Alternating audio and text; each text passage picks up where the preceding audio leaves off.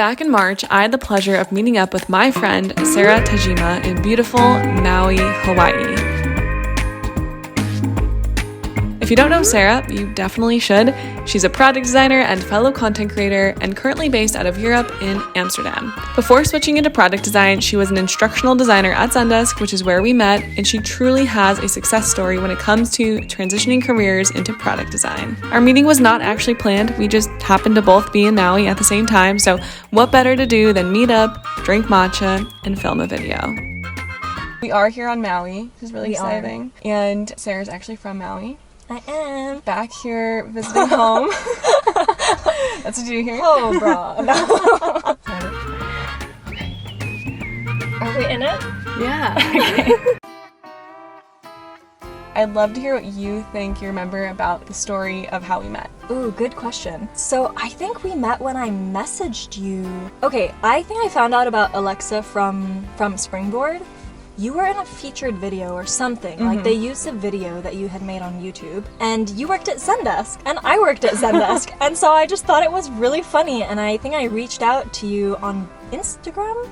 I think it might have been on Slack. Oh, on Slack. Should I check? God, yeah, maybe. I might be able to check. Maybe it was the company Slack channel, because at that point when I started, I still worked at Zendesk full time, and I was an instructional designer, and you were a product designer, an actual designer. So yeah, I reached out. I don't even remember. It would have been on Do Instagram. I still exist in Zendesk? Wow, that's Everyone still has a profile. Oh, We actually never Slacked, so it must have been Instagram. Okay, yeah, I but think I it did was check. Instagram. That's so funny. I don't remember if I asked to meet up or if I asked like questions, but we did meet up. Yep. And we met At our French bakery. That's right. And we always seem to meet there. So we met at, what's it called? Vive la Tarte? Yeah. That's it. Yeah. And it is near the office. Yes. It's very close to Zendesk. So anyway, like I think the moral of the story is like how, you can create connections anywhere. And it was Right. cool that you found me through Springboard, because Right. I do know that I'm affiliate of theirs. Yeah. They've used my content before. If you work somewhere and you're trying to Yeah. switch into design, let's Right. say, reach out to people that are at your company. Why not? For Just say hello, see what's up. And I feel like if you hadn't worked at Zendesk and I had just seen you on Springboard, I probably wouldn't have contacted you. Yeah, that's interesting. Yeah, and now I totally would. Like, now I think I'm a lot more open about just reaching out to people. Yeah. But yeah, in that moment, I just found it really funny that we were both at Zendesk, and then I thought, like, what a great person to ask questions to. Yeah, it went from there. Here we are in Maui. And now we're married. No, I'm kidding. That's all good and great, but how do you remember deciding you wanted to switch into product design? So yeah, I grew up doing a lot of fine art and doing like AP art in high school and really loving it and wanting to go to an art school. So I think I applied to like Otis and Parsons. I think Otis is like a sister school in LA. And that's the one that I ended up getting like a 50% scholarship to. So all I needed to do was pay the down payment. And my mom, who's like an Asian tiger mom, was like, I'm not gonna pay for you to go to art school. So I was like, oh my god, like I already applied to all these schools and I've been accepted. And so yeah, I ended up just doing something totally different because I felt like, okay, I can't do art. And I think that was a bit naive then, but like it worked out. I went to college and I went to Santa Barbara for the first 2 years. And yeah, I sort of figured out what I was interested in. And I still do, like, of course you can be interested in other things besides design. I really found myself drawn to politics because I think growing up on Maui, I just wasn't exposed to a lot.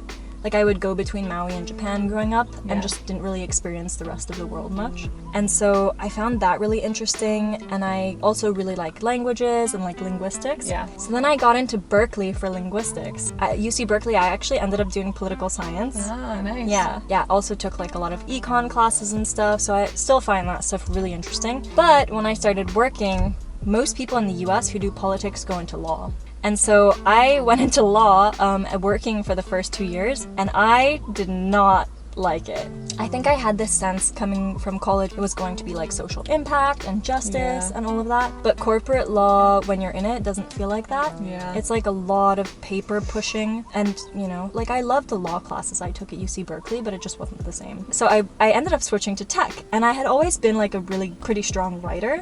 So I did technical writing, and I also took like a web development bootcamp, which made me even better at doing technical writing and like writing about APIs and all of this stuff. Yeah. Yeah. And then I got the job at Zendesk as an instructional designer. At this point, I was in tech for like 2 years, a good 2 years, and I realized that product design existed because I just didn't know before exactly. then. Yeah.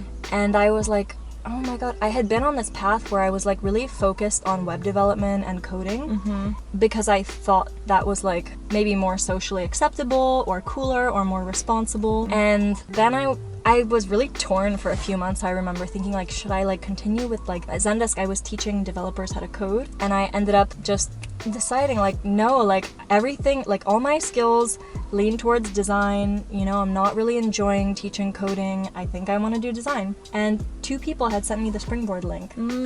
So I ended up checking it out, and it was very affordable compared to the other in-person ones. Interesting. Yeah. Yeah. And so I ended up doing that. Well, that's how it started. You know what I love about both of our stories actually is that it seems like we kind of accidentally ended up in the Bay Area. Yeah. Like I just moved out there because I needed a change. My dad lived down in the Bay Area, and he just recommended I go to an art design school if I wanted to get into like design professionally. So I was like, okay, Dad, like ended up there. Yeah. And I was like, oh wow, tech, like UX design products. I had no idea. Yeah. And then you went to Berkeley for law, and then like here you are, tech industry. Yeah, so many people that went to UC Berkeley ended up in tech. That they didn't study anything related to tech. Yeah. So I find that funny. It's sort of, just the location. Yeah. Well, and then that's how we met. So cool. Yeah. Now we're caught up there. So when we met up for the first couple of times, it was while you were still in the course. You were still at Zendesk for part of that. Yes. And you know, I also remember, you know, with Springboard at least, you get to kind of set the pace of the course, and how fast you want to take it, how slow you want to take it. And then also, I remember specifically, I think you started making your portfolio pretty early on. I did. Right? Okay, so, you know, that all in mind,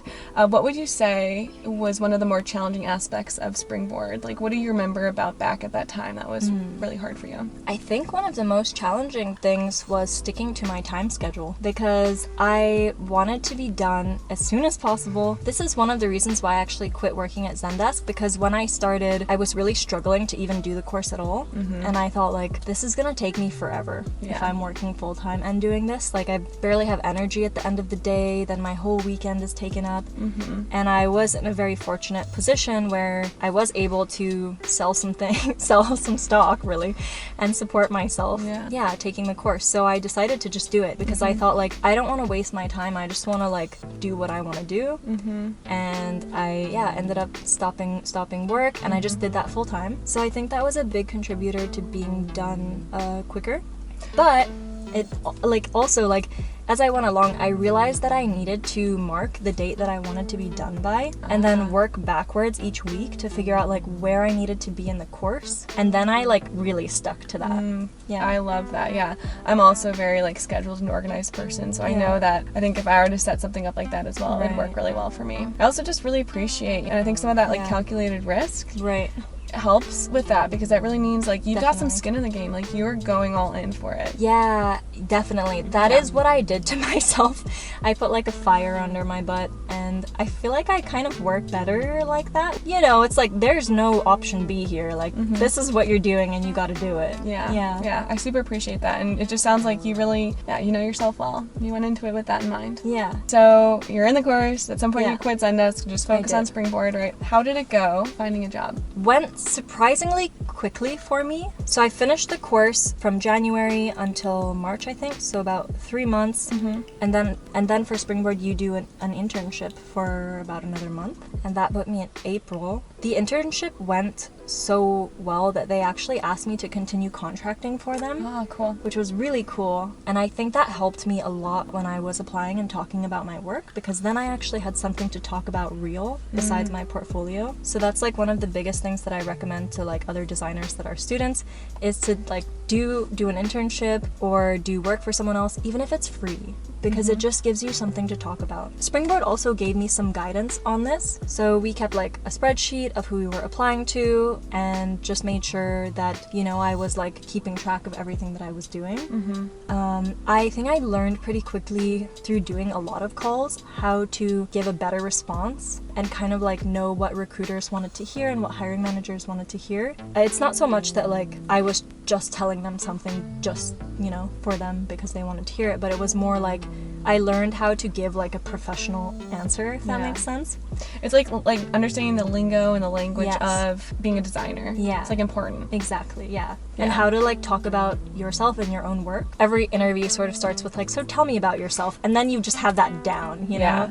And it's, I think for all of this, I wrote down the questions and like typed a response, and then I would kind of practice out loud. I love that. What I would also do for interviews is record myself answering questions and then watch myself. That's great. Yeah, Wow. that helped a lot because, you know, you have to improve. Okay, so looking back now, it's been quite a while. You've been a working professional, like product designer for a couple years now, right? Has it been at least 2? At least 2 years, yeah. So looking back, is there anything that you either like would have changed or done differently? Like, what would you tell like a student right now? You know, what sort of advice could you leave them with? I think just don't forget that one person is not expected to have all the answers. You know, especially from questions I've gotten from junior designers or people that haven't got their first job yet. They put that weight on themselves to know everything, and that's just not real.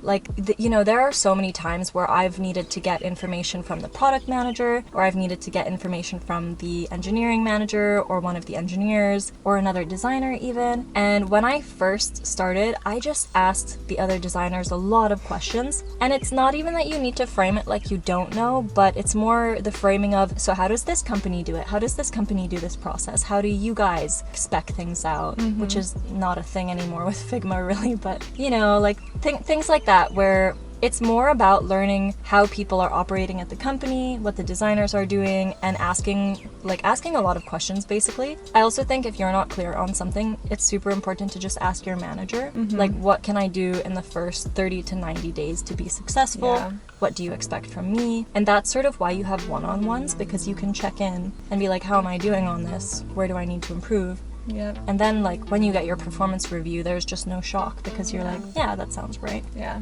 I love that. There's probably a lot more to unpack there too, as when it comes to like 30, 60, 90 days out from the first time that you start your job and performance reviews. So yeah, I'm definitely gonna probably make some content around that specifically. That's a good idea. There's a lot to unpack there.